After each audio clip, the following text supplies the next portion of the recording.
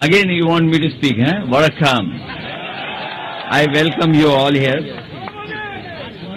सबसे पहले मैं सेक्रेटरी जो डीएमके स्टूडेंट विंग के हैं, जो अध्यक्ष हैं, जिनके बुलाने पर हम आप सब जंतर मंतर पे खड़े हैं, मैं उनको बहुत बधाई देना चाहता हूं कि इन्होंने एक दिल्ली में आकर के जो सोए हुए लोग हैं दिल्ली के, उनको जगाने का काम किया है।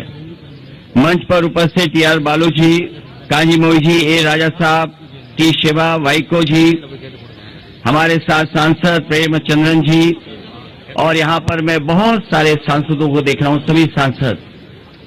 मैं सबसे पहले यहाँ पर आए हुए स्टूडेंट विंग के साथ साथ जितने भी नेता हैं, मैं उनका स्वागत करता हूं, बधाई देता हूं। और साथ ही साथ जो आप सेंट्रल गवर्नमेंट के खिलाफ जो नया कानून लेकर के आ रहे हैं, न्यू एजुकेशन पॉलिसी, हम आपका साथ देना चाहते हैं, हम आपके साथ खड़े हैं। इस आंदोलन में हम आपके साथ हैं।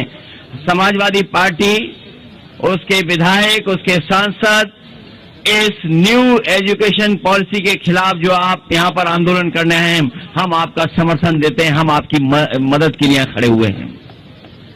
मैं अभी कुछ दिन पहले, 2 दिन पहले प्रधानमंत्री जी को मैं सुन रहा था, उन्होंने लोकसभा में कहा, पुराने प्रधानमंत्रियों को याद किया।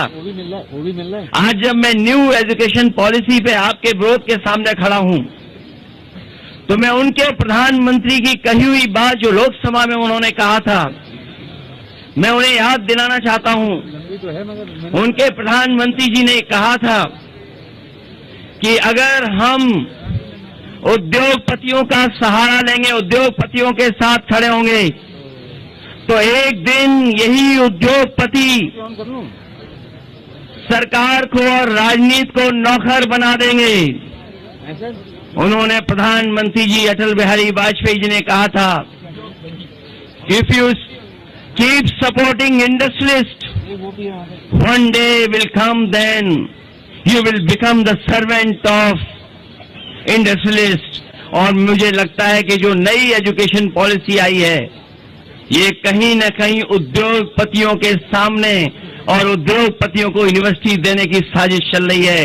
जो बड़ी बड़ी यूनिवर्सिटियां बनी हैं, उनके वाइस चांसलर कैसे अपॉइंट हों, कैसे उनके हाथ में ताकत चली जाए, उसके लिए न्यू एजुकेशन पॉलिसी लेकर के आ रहे हैं और अपॉइंटमेंट भी हो रहे हैं। और प्रदेश की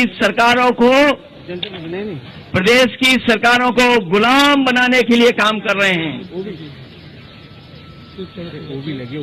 प्रदेश सरकारों का, they want to take over all the power of state governments. They want to make politics and politicians servant of industrialists. We can never agree on that. We can never support new education policy. I congratulate here youth wing of DMK who has come all the way from Tamil Nadu. I am supporting all the students here, not only Tamil Nadu students, but what you have taken decision here. This is message going to go to all the students of India. Even North Indian students will support you on this moment, on this protest day. I am supporting you completely. I am against NEP. I am against Bharatiya Janata party.